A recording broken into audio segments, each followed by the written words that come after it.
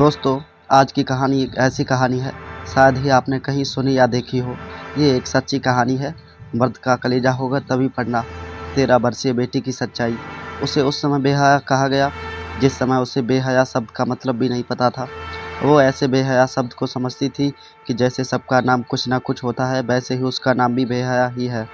एक दिन जब वो अपने भाइयों के साथ अपने द्वार पर खेल रही थी, तब पापा ने उसे चिल्लाकर खेलने से मना किया और बेहया कहा। एक दिन जब भाई बहन का आपस में झगड़ा हुआ, तो भाई ने उसे बातों बातों में बेहया कहा। एक दिन मम्मी उसे स्कूल को कहा कि स्कूल से आकर गाय के लिए सीधे घास चारा कर दिया करो।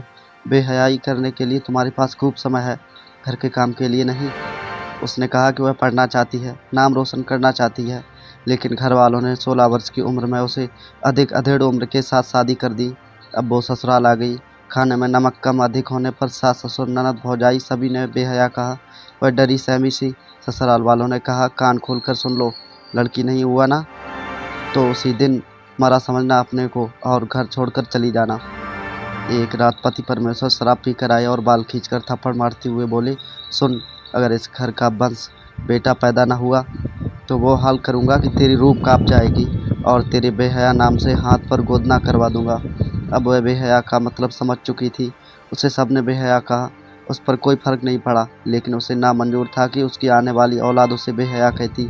वह सुन ना पाती। इससे पहले अपने आप को ईश्वर को समर्पित करना उचित समझा। उसका यह फैसला तो निश्चित था, फिर भी पापा से लगाव होने के नाते वह एक बार बात करना चाहती थी और सब कुछ उन्हें सब बताना चाहती थी। उसे एक बात की उम्मीद थी कि पापा समझेंगे और घर बुला लेंगे। इसी उम्मीद से उसने पापा को फ़ोन किया। हेलो पापा, नमस्ते। पापा, हाँ क्या बात है, सब ठीक है वहाँ? वहाँ तो कोई नौटंकी नहीं कर दी ना? वहाँ के लोगों को परेशान नहीं कर रही? खाना पीना ढंग से बना रही है ना? सुन, सबको खुश रखना, वही तेरा घर है। तेरे भाई की शादी है अगले साल, तो समय मिल जाए तो चले आना। हेलो पापा। पापा। Call cut. उसके लिए कुछ भी शेष नहीं था। सारी उम्मीदें ख़त्म थी। अब उसने वही फैसला किया जो उसने उचित समझा। ऐसा नहीं कि उसने लड़ने का कोई प्रयास नहीं किया, लेकिन वह इस लड़ाई में असफल रही। फिर उसे उस दर्दनाक मौत को चुना जिससे कि वो किसी भी दशा में बचना नहीं चाहती थी। उसके पास जहर और मिट्टी का तेल दोनों था। वह दोनों का एक साथ प्रयोग करने वाली थी। वह शायद उस तरह से मरना चाहती थी कि जिंदा रहने की जरा सी भी गुंजाइश ना रहे, लेकिन इससे पहले उसे मुझसे मिलना चाहा। यह ठीक उसी तरह से था जैसे मरने वाले से उसकी अंतिम इच्छा पूछी जाती है। यह सच था कि इससे पहले मैंने उसे कभी देखा नहीं था। फ़ोन पर कभी कभार बात हो जाया करती थी। उसने रोते रोते सारी बातें कह डाली। सुनने के बाद मैं सुन जैसा हो गया। कुछ पल के लिए ये लगा कि ये क्या हो रहा है, क्यों हो रहा है ये सब। तमाम सवालों से घिरा हुआ मैं, लेकिन न्याय तो करना ही था। मैंने उसे संभाला और एक किराए का कमरा दिलाकर पढ़ने के लिए प्रेरित किया। बहुत सी कठिनाइयाँ आई, फिर भी मैंने उसको साथ नहीं छोड़ा। फीस, समय और उसकी दवा से लेकर जो भी हो सकता था मुझसे मैंने दिया। जब वह एक डिग्री कॉलेज में असिस्टेंट प्रोफेसर है, मैं और वह मिलकर ऐसी सभी स्त्रियों के लिए कार्य किए जिनका शारीरिक, सामाजिक और मानसिक रूप से प्रथा बनाकर उत्पीड़न होता चला आ रहा था।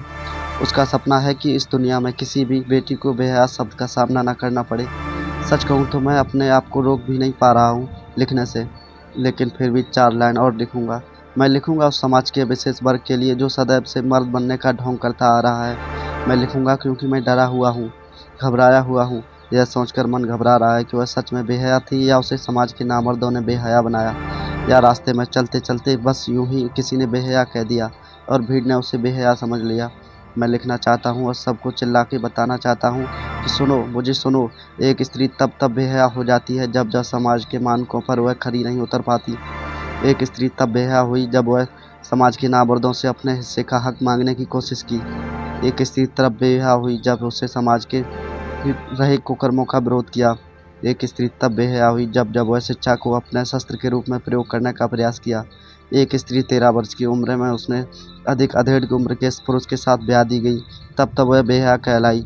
वह तब बेहया बनी जब दाल में सब्जी में नमक कम अधिक हुआ। जी हाँ, वह तब बेहया बनी जब उसे बेहया होने का अर्थ भी नहीं पता था। मेरे लिए हमेशा वो तारा थी, वो तारा जिसे मैं जन्मों-जन्म तक शायद नहीं भूल पाऊँगा, वो तारा जिसे मैं आज भी हर रोज़ याद करता हूँ। सच कहूँ तो जब मैं अपनी डायरी के पन्नों में तारा के लिए कुछ लिखना चाहता हूँ, तब उस दर्द की कल्पना मात्र से मेरे शरीर के रोंगटे खड़े हो जाते हैं। मैं अक्सर अधूरा लिखकर छोड़ दिया करता हूँ। मेरी उँगलियाँ हाथों की काँपने लगती हैं आज मैं हिम्मत करके तारा के लिए लिखा, फिर कभी लिखूंगा उसकी उपलब्धियों के बारे में।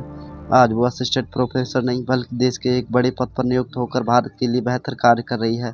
मैं जल्द ही तारा से मिलने दिल्ली जाने वाला हूँ। अगर आपको भी चलना है तो मेरे साथ साथ तारा के मिलने के लिए ज़रूर चलिएगा। ज़रूर बताइएगा, टिकट मेरी तरफ से रहेगा। और हाँ, तारा गूगल पर नहीं मिलेगी, सर्च करने की कोशिश मत करिएगा, क्योंकि तारा कोई कहानी नहीं हकीकत थी। तारा सिर्फ मेरे लिए तारा है, सिर्फ गूगल तक सीमित नहीं, अनंत तक। दोस्तों, ऐसी ही कहानी सुनने के लिए लाइक शेयर सब्सक्राइब करना ना भूलें और हमें कमेंट में ज़रूर बताएं कि एक सच्ची कहानी आपको कैसी लगी जो आज के समाज से भरी हुई पड़े है। दोस्तों, हम सबको अपनी सोच बदलनी होगी।